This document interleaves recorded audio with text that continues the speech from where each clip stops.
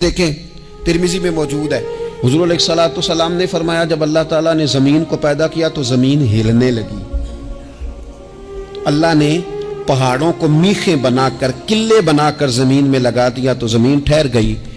فرشتے فوراً عرض گزار ہوئے کہ مالک تیری سب سے طاقتور مخلوق یہ پہاڑ ہیں؟ فرمایا نہیں، لوہا جو ہے نا وہ پہاڑوں سے بھی طاقتور ہے، کیونکہ لوہا پہاڑ کو کاٹ دیتا ہے۔ یا اللہ پھر لوہا سب سے طاقتور ہے؟ فرمایا نہیں، آگ اس سے بھی طاقتور ہے۔ کیا آگ سب سے طاقتور ہے؟ تو فرمایا نہیں، پانی بھی ہے۔ کیا پانی طاقتور ہے؟ فرمایا ہوا بھی ہے، جو پانی کا رخ پھیر دیتی ہے۔ مسلمانوں خدا را اس سے بڑا ذوق نہیں ملے گا۔ میں طاقتور ہونے کا طریقہ بتا رہا ہوں۔ ہمارے ہاں لوگ سمجھتے ہیں کہ میں بولتا زیادہ ہوں اس لیے میں طاقتور ہوں، میرے پاس اسلحہ زیادہ اس لیے میں یہ دیکھو حضور نے بتایا طاقتور کون ہوتا ہے۔ یا رسول اللہ پتھر پہاڑ طاقتور ہے؟ تو فرمایا نہیں، ان پر تو لوہا ہے، لوہا طاقتور ہے، نہیں اس پر تو آگ ہے، آگ طاقتور ہے، نہیں اس پر تو پانی ہے، پانی طاقتور، اس پر تو ہوا ہے۔ تو حضور پھر مہربانی کریں بتائیں طاقتور کون ہے؟ تو یہ دیکھو نا، یہ یاد رکھو نا، یہ کائنات کے سب سے بڑے حکمت والے محبوب کی بات یاد رکھو نا۔ حضور فرمانے لگے سب سے زیادہ طاقتور وہ مومن ہے جو سیدھے ہاتھ سے صدقہ دیتا ہے اور دوسرے کو پتہ بھی نہیں لگنے دیتا۔ اس ہاتھ سے صدقہ دیا اور اس ہاتھ کو پتہ، جس میں یہ اخلاقی طاقت آ جائے نا کہ اللہ کے رستے میں دیکھ کر پھر اسے چھپانا آ جائے، وہ بڑا طاقتور آدمی۔ تو میں یہ سب سے بڑا طاقتور ہے جس نے اپنے رب سے راز نیاز شروع کر لیے، اللہ کے رستے میں دیتا ہے پھر کسی کو خبر۔ یہ کون سی طاقت ہے؟ یہ روحانی طاقت ہے، یہ اخلاقی طاقت ہے، یہ کردار کی طاقت، یہ سوچوں کی طاقت ہے، یہ آپ کے مزاج کے بلند ہونے کی طاقت ہے۔ لیکن اگر مسجد میں ٹائلیں لگوا کر بھی ایک ٹائل پہ نام لکھوا لیا ہے، اگر کہیں تعاون کر کے بھی کہا میرا ذکر کرو، کوئی خدمت کر کے کہا میرا نام لو، پھر آپ کمزور ہیں، پھر آپ طاقتور نہیں ہیں، پھر آپ نے بزدلوں جیسا کام کیا، پھر آپ نے وہ رنگ اختیار کیا ہے جو شاید آپ کو ذہنی طور پر بڑی کوفت میں مبتلا کر دے۔ تو اعصابی طاقت، اعصابی قوت، آپ دیکھیں حضرت صدیق اکبر رضی اللہ تعالیٰ عنہ، حضور نے تربیت کی تھی نا۔ میں ذمہ داری سے کہتا ہوں کہ تعصب کی اینک نہ کسی نے پہنی ہو، ورنہ کائنات میں عشق کی داستان ختم ہو جاتی ہے جناب صدیق اکبر پر۔ جو پیار انہوں نے مدینے والے محبوب سے کیا ہے کوئی کر ہی نہیں سکتا۔ اور ہر وقت کی جدائی، ہر وقت کی، یعنی بیٹھے بیٹھے نا حضور کے وصال کے بعد بیٹھے بیٹھے حضرت صدیق اکبر اٹھ کے نا تو ایک رستے پہ چلنا شروع ہو گئے۔ کسی نے پوچھا ابو بکر کہاں جا رہے ہو؟ کہنے لگے یار ایک دن نا محبوب 2-3 دن کے لیے کہیں گئے تھے، اس رستے واپس آئے تھے، جنہاں دے دل پر جانی وچھڑن کون روے پھر تھوڑا، یہ سب روگاں دا روگ محمد جس دا نام وچھوڑا۔ پریشان ہوں تو دل کر رہا ہے پتہ نہیں یہاں سے آ نہ جائیں۔ اتنا زیادہ محبوب کی غلامی اور نبی پاک کی محبت کا ذوق، لیکن اعصابی طور پر مضبوط کتنے تھے؟ حضور کے وصال کے بعد جس بندے نے اپنے پروں کے نیچے پوری امت کو سنبھال لیا ہے نا، اس کا نام بھی ابو بکر صدیق ہی ہے۔ ایسے ایسے سنبھال لیا، سب سنبھال، دکھ سب سے زیادہ لیکن سنبھالا۔ کوئی زکوٰۃ کا منکر پیدا ہو رہا ہے، کوئی ختم نبوت پہ حملہ کر رہا ہے، کوئی کچھ ہو رہا ہے، کوئی کچھ ہو رہا ہے، ابو بکر صدیق نے فرمایا سارے لشکر روانہ کرو، جہاں جہاں حضور نے فرمایا تھا جہاد کرو۔ فرمایا جو ایک رسی بھی زکوٰۃ کی نہیں دے گا وصول کریں گے۔ لوگوں نے کہا حضور حالات بڑے اور طرح کے ہیں، کیسے کام چلے گا؟ حضرت عمر جیسے دلیر بندے بھی کہنے لگے جناب یہ نظام کیسے چلے گا؟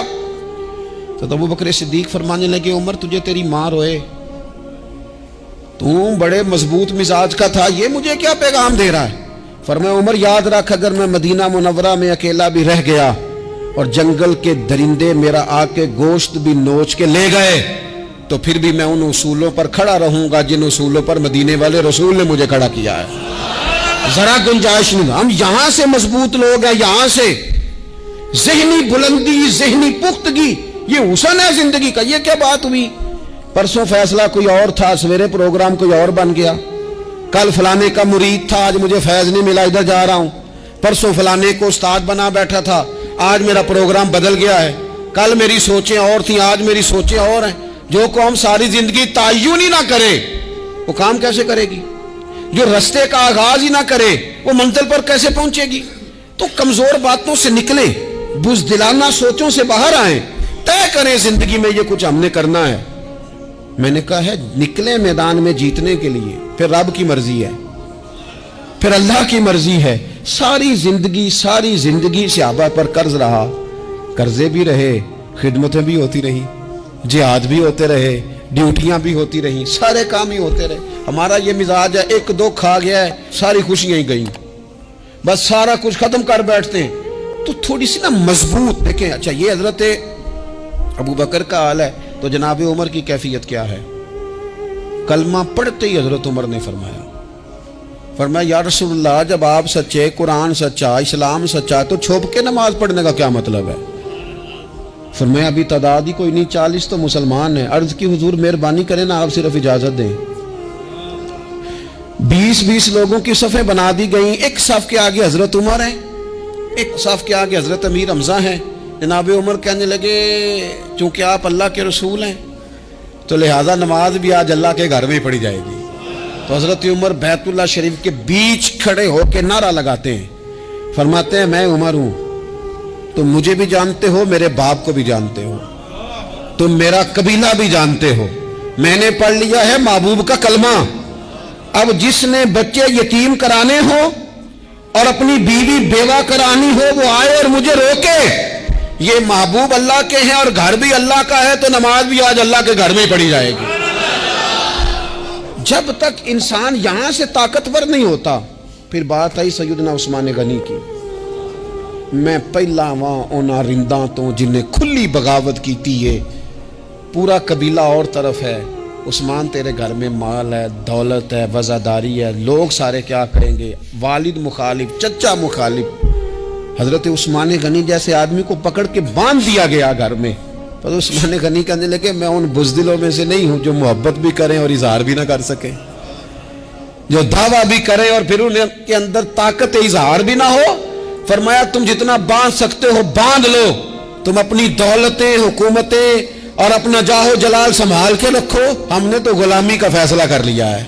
और फिर की गुलामी उन्होंने। और जहां तक बात है शेर खुदा हजरत अलीउल मुर्तदा की, हजरत अलीउल मुर्तदा शेर खुदा का तो ये हाल था कि सारी जिंदगी मैदान में रहे। एक दिन हुजूर ने सिर्फ फरमाया कि आज आपको नहीं लेके जाना, आप थोड़ा ना मेरे नायब बनकर, हुजूर किसी ना किसी को नायब बना के मदीने में छोड़ के एक दिन सिर्फ कहा नहीं लेके जाना। तो हजरत मौला अली रोने लगे, कहने लगे हुजूर मैं बच्चों के बीच रहूं, औरतों के बीच रहूं, मेरी तलवार को जंग लग जाएगा। हुजूर मुझे तो घोड़े पे बैठना पसंद है। अच्छा मैं आपको एक और बात भी अर्ज करूं, पहले भी मैंने कहा था फिर कहता हूं, कुछ लोग पढ़े लिखे होते हैं बहादुर नहीं होते। हजरत अली के इल्म का भी कमाल उरूज पे और बहादुरी भी पूरे उरूज पे। जिंदगी ना बहादुर लोगों की होती है। ये शहाबुद्दीन गौरी लेटे हैं यहाँ सुहावा में, तो किसी ने पूछा उनसे कि यार आप कहाँ रहते हैं? कहने लगे मैं घोड़े की पुश्त पे होता हूँ। हमारे बच्चे बड़ी सोहनी फोटो बनाते हैं, इनसे पूछें आजकल आप क्या करते हैं? तो कहते हैं मोबाइल चलाते हैं। आप क्या करते हैं? फोटो खींचते हैं। आप क्या करते हैं? कहते हैं वो ना मुझे ऐसा ऐसा अजीब मसला है मोबाइल का कि बच्चों की ना मतलब मैं कई दफ़ा सोचता हूँ कि अगर इन्हें कुछ 4 घंटे मोबाइल से अलहदा रहना पड़ा ना तो हो सकता है कि इनको डॉक्टर को भी दिखाना पड़ जाए, इतनी को बुरी हालत हो गई। मुझे ढेर सारे दोस्त कहते हैं जी आप टेलीफोन पे मिलते नहीं।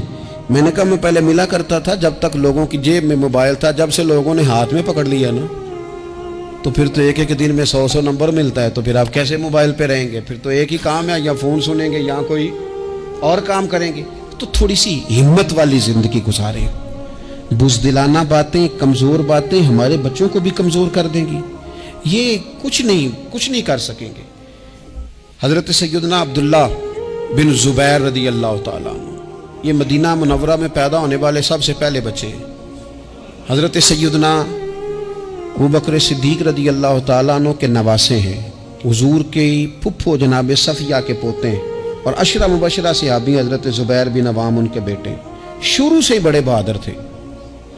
एक दिन कुछ बच्चे गली में खेल रहे थे तो एक शख्स ने आके ना चीख मारी, डराया, सारे बच्चे भाग गए। जनाब अब्दुल्ला इब्ने ज़ुबैर कहने लगे क्यों भागते हो, अब चीखों से भी डरोगे, वापस आओ सारे, मैं तुम्हारा अमीर हूं, आओ जरा इस पर हमला करें। हम सारे भागे और ये अकेला खड़ा रहे। उस पर हमला किया, वो डराने वाला खुद डर के भाग गया। थोड़ा सा ना मिजाज, ज़ेन, तबीयत देखे ना, बदतमीजी और चीज का नाम है, लेकिन गुफ्तगू का मजबूत होना ये और चीज का नाम है। बच्चों को जब पूरी तरह यहाँ तो हम उनको इस कदर ज्यादा कमरों में बंद रखते हैं कि जब वो निकलते हैं बागी हो जाते हैं। यहाँ फिर ये होता है कि उनके अंदर जो सलाहियतें होती हैं वो पूरी तरह दब जाती हैं। वो जो कैफियत होती हैं जो एक मर्दाना वस्फ में होनी चाहिए उनके अंदर मौजूद नहीं होती। इकबाल कहते हैं आईने जवां मर्दा हक गोइयो बेबाकी, अल्लाह के शेरों को आती नहीं रूबाही। और ये जो सहमे दोस्त हैं ना, बिलखुसूस गरीब तबके से, उनसे मैं अर्ज करूंगा कभी किसी की गाड़ी देखकर मरूब नहीं होना, कभी किसी के महंगे कपड़ों के रोब में नहीं आना, कभी नहीं। हालात के सहमे हुए लोगों को बता दो हालात बदल जाते हैं, एक जैसे नहीं रहते। कभी कमजोर ना पड़े और जगह जगह अपने दुख भी ना बताएं, जगह जगह अपने दुख ना बताएं, हिम्मत करें, हिम्मत करें। वो एक शायर ने कहा था कि बाहिम्मत लोग कभी हारा नहीं करते, या वो जीत जाते हैं या कुछ सीख जाते हैं। वो ना मैदानों में रहते हैं, कमजोर ना पड़े। ये जो इतना लंबी लिस्ट बन गई है ना, इतनी लंबी लिस्ट मांगने वालों की, इतना लंबी फहरिस्त हो गई है हर सिग्नल पे, हर चौक में, हर रश वाली जगह पे। ये बताती है कि लोग इसको आर ही नहीं समझते, कमजोरी नहीं समझते, ताकत वाला मिजाज। हजरत उमर बहादुर थे तो बहादुर लोगों को पसंद भी बड़ा करते थे। हजरत अब्दुल्ला इब्ने ज़ुबैर छोटे थे, बच्चों के साथ खेल रहे थे, और ये वही हजरत अब्दुल्ला इब्ने ज़ुबैर हैं जो बाद में इमाम हुसैन के कातिलों के सामने डट के खड़े हो गए और इन्होंने एलानिया उन लोगों का बाइकाट भी किया और उन लोगों के साथ सफारा भी हुए हजरत अब्दुल्ला इब्ने ज़ुबैर।